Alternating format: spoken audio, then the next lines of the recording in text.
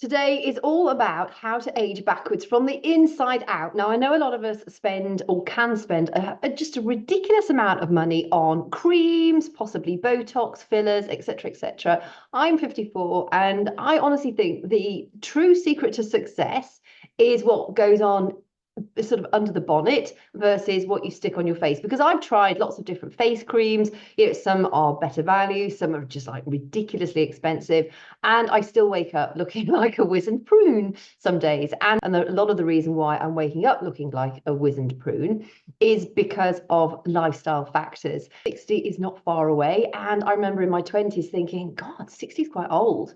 And I look at some people now and they're in their 60s and they look old. And then other people, you look at them and they tell you their age. They might be sort of late 70s. They look nothing like that because they're young at heart. They've eaten well. They enjoy their life, and it makes a profound difference. So I thought I'd just sort of change it up a little bit today. A lot of the lifestyle things I normally share are in actual fact relevant, but I'm going to explain specifically why they're relevant if you are wanting to help yourself age backwards. I know we can't. We're all going to get older and droopier and wrinklier. When we hit our 90s, if we're lucky enough to get that far, I actually don't think wrinkles are going to be our main concern. So I think it's about embracing getting older, embracing the gratitude for being alive still, and also understanding the things that we can do to actively promote things like collagen, things like that internal glow that are going to support your bone structure, help you age better, and help you feel a bit more confident. Because at the end of the day, we all want to look our best, and it's not about being vain. It's just about having that confidence that you don't feel like you're a wizened up prune all the time. There are days when I look in the mirror and it's just like, oh my God, what's happened? And there are other days when I just think, not too bad today. And I really like those not too bad today days. So I'm going to share a few more tips around that today. If you're new to my channel, welcome. My name is Kate Hartley. I share a weekly video with you every Monday around something related to menopause and getting older. I followed the natural menopause right the way through. I don't take HRT. I have nothing against HRT, but I also believe if you take HRT by following lifestyle factors, you can significantly improve your journey through the menopause. So firstly, the truth about premature aging. By the age of around 40, we have lost around 25% of collagen, which is what helps to hold us together, which is, as we get older, the collagen breaks down, so does elastin. Our joints, our bones can atrophy, our muscles atrophy, and that has that impact of making everything look more wizened. And that's when we notice those wrinkles appearing. I remember the very first time I was faced with, on my lip, was it a wrinkle or was it a hair? And I didn't really want either. And I think I was in my late 40s at the time. I couldn't actually see whether it was because I needed my reading glasses to get that close up to the mirror. And then I realized it was a wrinkle. And then I wished it was a hair because at least I could have plucked the hair out. And I've now got several wrinkles around the tops of my lips, and they're only going to get worse. The thing to understand is that when our collagen starts to break down, then that is when we're going to see more wrinkles. So if you smoke right now, stop smoking, because that's one of the biggest things that you can do to actually reverse that aging process and significantly slow down the aging process.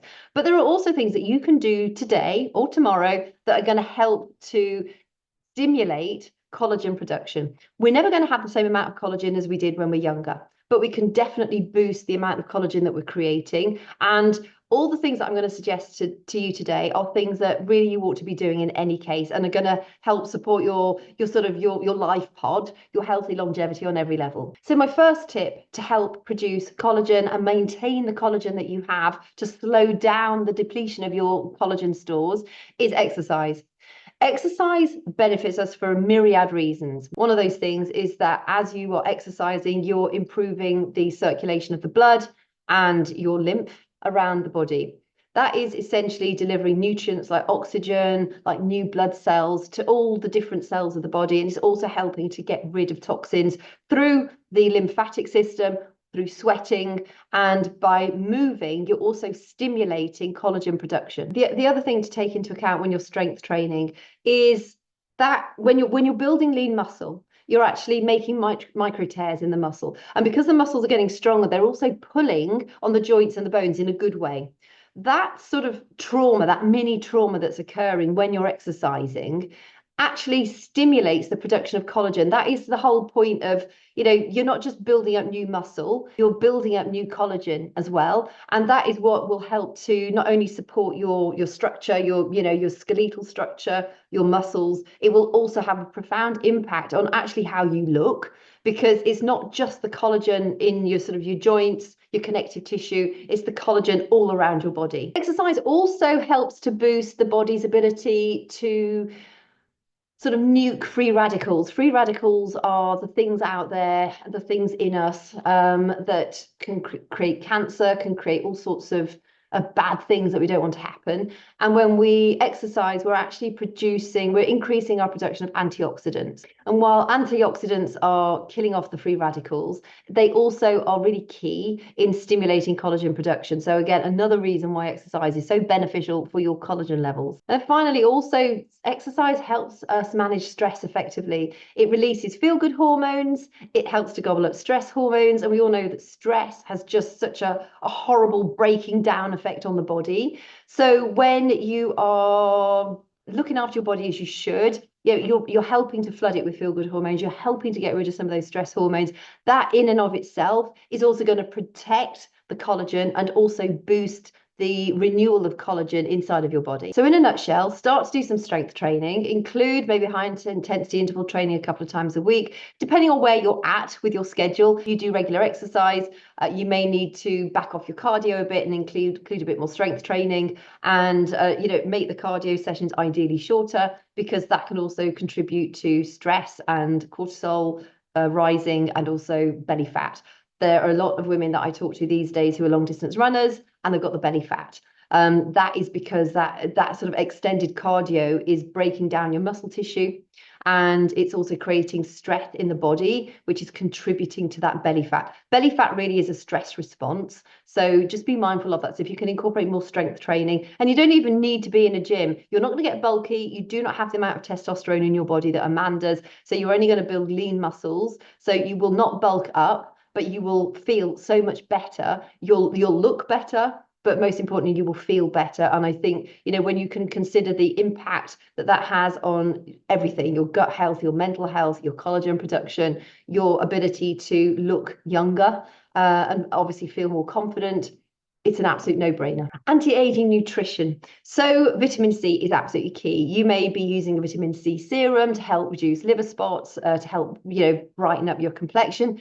Does it actually work? I've used vitamin C serums in the past, and I actually don't think they work. Maybe I'm just using serums that aren't particularly effective. I've tried a range of different brands. But again, when you can eat fruits and vegetables that are high in vitamin C, that is going to be one of the most important things that you can do. So again, it is just about eating a wide range of fruits and vegetables. By the way, sauerkraut has a very, very high level of vitamin C in it. And because it's a fermented food, it's also really, really good for your gut health. If you've got good gut health, you really will glow from inside out. But vitamin C is essential for collagen production, and also combine that with K2. So I always talk about K2 as being so important when you're talking about having vitamin D3 supplement, because a lot of people take vitamin D3 for calcium synthesis in the body to help to prevent osteoporosis, brittle bone disease.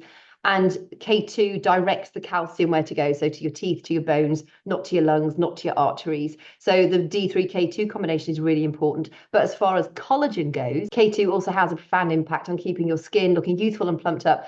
Sources of K2, liver, egg yolks, grass-fed butter. Magnesium is a key mineral. So last week I did Menopause Monday all around about electrolytes and our essential minerals. Magnesium has over 300 really important roles in the body. It's such a key mineral that we need, and quite a few people are deficient in it. So I will link it in the description box below and also at the end of this video. So if you've not yet watched that, make sure you do, because key minerals, our electrolytes, might be the difference between you effectively losing weight or hanging on to fat. So magnesium, again, is very important for collagen production. And the good thing with magnesium, it's found in dark chocolate, dark chocolate. So like 85% plus is what you want to be aiming for. Almonds, spinach, zinc and copper are really important for our skin health. So that's again found in things like oysters, red meat, dark chocolate. Obviously protein. Protein is just so key, particularly as we're going through the menopause, because our bodies do not synthesize protein as well as they used to do before menopause. And if you're strength training, you do need to make sure you're eating enough protein so that the work that you're putting in is actually going to develop those long lean muscles. But protein is the building block of literally everything. So if you're low in protein, it's going to have a profound impact on how your skin looks. Collagen needs that protein in through your diet, through your diet, what you're eating. So that might be plant-based. It can be meat-based, obviously fish-based. The thing, if you only eat plant-based proteins, just know that a lot of the research suggests that our bodies find it harder to assimilate plant proteins than they do meat proteins. And I know there's the camp that says, oh, well, we were never meat eaters in the past. Our teeth are not for meat eaters. I'm not entirely sure I believe that or agree with that, but whatever your beliefs are and whatever you're eating, just make sure that you're eating sufficient protein. And I think you'll know in yourself, if you're strength training and you're eating enough protein and healthy foods, you're going to be feeling lean, you're going to be feeling strong, you're going to have energy, your skin's going to look good. If you are struggling with fatigue, if you're not creating the muscles that you thought you would do, if you're just feeling a little bit lackluster, that might well be down to your protein. So, rather than sort of dig in and think, oh no, I mean, I'm not going to force you to eat animal protein if you choose not to, that's entirely your call. But it might be that you need to have a wider variety of plant-based proteins, or indeed eat more plant-based proteins so that you're getting enough protein in your body for your body to do what it needs to do. So to really maximize your collagen production, the foods that sort of are top in all of those things I've just mentioned are liver, egg yolks, oysters, spinach, and dark chocolate, which is like the biggest win. So if you eat a wide variety of plants and fruits and healthy, good protein sources, you should be fine. I would also include fermented foods. I know I mentioned sauerkraut, but go for things like your kombucha, your kimchi, kefir, that sort of thing. Fermented foods are incredibly good for your gut health. And when your gut health is good, you do radiate from inside and it's great for your mental health. Everything contributes. If your gut health is good, it's almost like sunshine inside and radiating outside. So make sure in an ideal world that you're eating fermented foods as well. I want to talk about sun exposure because I think there's a lot of confusion out there at the moment.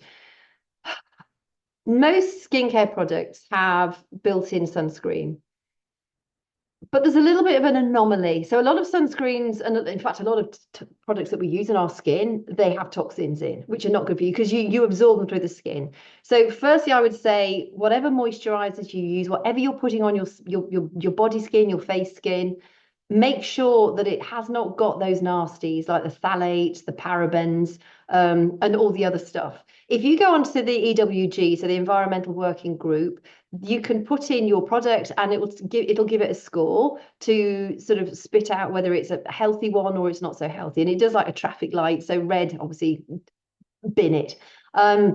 It also has like a range of products on there that it can suggest to you, which are known to be safe to be used on the skin.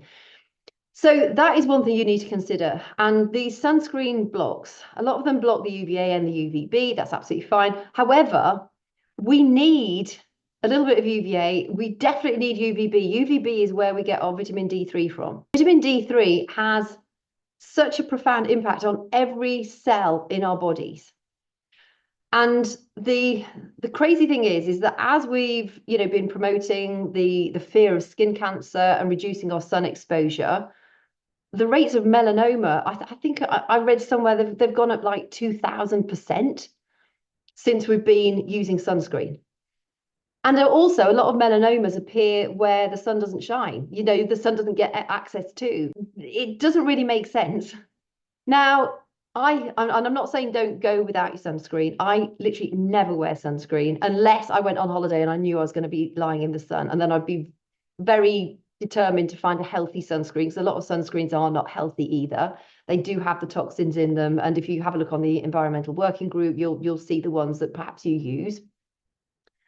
Be very mindful of that. As humans, as our ancestors, we were out in the sun loads. Yeah, we weren't lying in the sun next to the pool with a mojito, but we were out in the sun a lot. And we do need sun exposure. There are even reports saying that people who wear contact lenses a lot are also losing a lot of benefit because the vitamin D3, the UVB rays, cannot get into the eyes. And while you should not be directly looking at the sun, we need indirect sunlight. So vitamin D3, UVB, is incredibly important. And if you're blocking it every single day, you might be seriously impacting the amount of vitamin D3 levels you have in your system. You can take supplements. And again, I always say take a vitamin D3 plus K2 supplement so the calcium knows where it needs to go. But vitamin D3 is so much more than just calcium. It helps you sleep better. It helps your mental health. It helps your cardiac health. It helps your immune system fight off cancer cells. So while we're trying to protect ourselves with using sunscreens against skin cancer, we're actually preventing the vitamin D3 to do its job, which it should be doing, which is to boost our immunity. So there is a little bit of sort of, well, it's a very grey area. In fact, I actually don't think it's a grey area. I never buy products with sunscreen in them because I'm not out in the sun enough to actually get burnt. If you're getting burnt, then that's not good either. But it is safe sun management. We need ultraviolet light on our skin. The infrared rays also are incredibly important for us. Again, if you're wearing sunscreen, you're not getting any of those infrared rays coming through. There's the infrared saunas, the infrared lights now. You can get it for free. Just go outside without sunscreen on. So bear that in mind. Vitamin D, I take a really strong stance on vitamin D3. I think it's absolutely crucial that we get natural exposure to it through our skin. So just consider, what you're putting on your skin. But maybe have a look at it yourself. Do a bit of research online. But how can you explain the huge increase in melanomas at the same time as a huge increase in sales in sunscreen? It doesn't make sense. One other thing that I really want to mention, which is quite exciting, and my first batch failed, but there is a lot of talk. Well, Dr. William Davis, if you get his book called Supergut, I'll link it below. It is brilliant. And we are hosting a book club around his book in March in my free Thrive and Revive Facebook group. If you'd like to join that, the link is in the description box. L. reuteri is a microbe, a bacteria that we should have in our guts that the vast majority of us do not have. It helps promote the production of oxytocin. So oxytocin is what you feel when you hug someone. It's like known as the love hormone. When you give birth to your baby, you're literally flooding with oxytocin, and it helps with that bonding process. You know how you feel when you just get that lovely hug. I think hugs are worth they're just beautiful. That is what gives off oxytocin. That's what creates oxytocin. And L. reuteri is this microbe, which some untouched tribes have still got in their systems because they've not been, they've all been vaginally delivered, they've all been breastfed, they've all not had exposure to antibiotics and a lot of the medications that we have these days. But for us, who in the Western world, most of us, even if we've been vaginally delivered and were breastfed, most of us have had at least a course of antibiotics. You might have had the birth control pill, that can bugger it up. You may have had ibuprofen, that can bugger it up. So this L. reuteri yogurt that Dr. William Davis talks about, it boosts your oxytocin. It helps to repopulate your gut with this very powerful mix, sort of L. reuteri yogurt that he mixes. But it is profound for your skin health. So I'm really excited for when I do my next batch. I've got to go and buy my milk. If you are milk sensitive, you can make a version with coconut milk. I think I'm actually going to do that next time. I'm not milk sensitive, but because of my first batch went off with milk, I'm going to do the coconut version next. It has a profound impact, and also on your sleep. So if you're struggling with your sleep, try it out. See how you get on. If you do not want to do it alone, come and join us in my Facebook group. And also just know, while I'm thinking about that, sugar is also something you should really avoid. Sugar and smoking are the two things to completely avoid for your skin health. Smoking, we all know that, just like breaks down collagen like crazy, and it does make you age faster, as well as all the other risks that come along with smoking. But sugar, even if it's like artificial sugars or no sugars, it says on the label, have a look at the level of carbohydrates on that label, because a lot of the time it's starch, and starch is just like chunks of sugar cubes together. That like maltodextrin, it comes in all sorts. They're so clever at trying to hide these names that they're thinking they won't know, the customer won't know what that means, so they'll buy it anyway. maltodextrin, maize starch, that sort of thing. Anything with starch, which is like the processed starch. It's not like your potato. I'm talking about sort of the highly processed starches. Those are terrible. Well, they're super effective at breaking down your collagen, so they're terrible for your skin health. So if you can cut out refined sugars, so cut out your cakes, cut out your biscuits, cut out your croissants, as much as you might love them, what do you love more, the cake or the wrinkle? Because it is, again, it is a choice, and your waistline too, as well. So just be mindful that smoking, overdoing the alcohol, that's not going to do any good either, because it's going to impact your sleep, and sleep is critical for helping your skin to look better, to have more of a youthful glow, because the sleep is when we repair. So if we're not getting good night's sleep, and I know it can be really difficult through menopause, we're actually doing a sleep theme. I think it's in July. We're doing that in my free group. We're sort of diving into all the elements of things that really bother us as menopausal women. But we sort of take a whole month around it, because there's so much to, I suppose, learn, and also we run challenges, and it is very much an action taking group. So don't join and just want to sort of sit and look at the out from the sidelines. Come and join and actually get involved, because you'll benefit the most from it.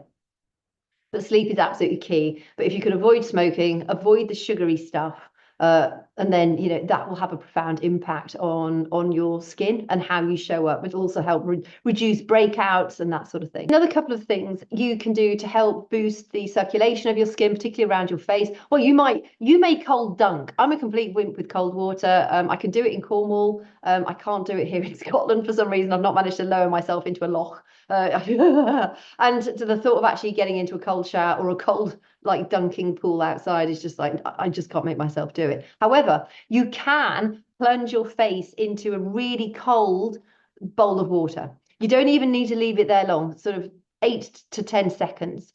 It is so rejuvenating. We ran out of oil a while back, and then there was a huge delay on when we could get our oil delivered. We went through a really cold spell, so all our washing water was like freezing cold. And as much as I hated having to wash my face in the freezing cold water, I felt so rejuvenated afterwards. It's also great if you struggle with anxiety. Plunging your face into cold water, or indeed your hands and wrists into cold water, has an immediate sort of anti-anxiety effect on the body. It triggers your relaxation response. So as well as making you feel more peaceful, it will really rejuvenate your skin, because of it's the cold, warm flushing. It's just improving the circulation around your face. Just getting more nutrients delivered to it, more oxygen delivered to the cells of your skin, which is going to help it renew and rejuvenate faster. And then, of course, facial exercises, facial yoga. I started facial yoga a while back, and I think it did make a slight difference. I didn't stick with it long enough. I found I was like doing an hour of facial yoga every morning. It's just like, oh God, this is just taking far too long. And I also think I was a bit heavy-handed. I'm a sports massage therapist as well as a psychotherapist. And I think I was just like really going in deep. And I think I probably actually made it swell, which is why I looked slightly different. However, I do think there's a lot to be said for it. It makes sense. If you use the muscles of your body, you can make them look better. So if you use the muscles of your face, you can make your face look better. You can lift it. A lot of us get dark patches underneath our eyes. That is generally because as we get older, what we have is like we have a layer of muscle beneath our eyes, and that layer of muscle has a fat pad attached to the front of it. So as our eyes age, that muscle gets weaker, the fat pad can even come away. That can then result in bags. And if you can strengthen like that little muscle underneath the eye and around the eye, you're going to help to maintain the integrity of that muscle, and also the fat pad that's attached to that muscle. The muscles of the face actually link to other muscles of the face. So people say, well, I laugh, I talk, and da-di-da-di-da. Yeah, of course, we're using the muscles of our face all the time. But technically, we're using the muscles of our body all the time. Doesn't mean to say they get toned and look great. So I do think there's a huge amount to be said for facial yoga. And, if you have like 10 to 15 minutes a day, which you can dedicate to it, I actually think it's well worth doing. I'm actually going to just start. I've got to get into the habit again, but I'm going to start just to dedicate 10 to 15 minutes, and maybe, do a few minutes on my eyes and a few minutes on my jowls and sort of the marionette line, see if I can just lift this. I mean, you can't see it on here because I've got a light on here and it's like blending it out, but my forehead is really wrinkly, and I've got 2 very dark, deep lines there. I've always had them. I'm not bothered, to be quite honest. I mean, I'm just grateful to be alive. I would like to look a little bit younger, but if I could get rid of these a little, my droopy jowls, I'd love it. Anyway, that's that.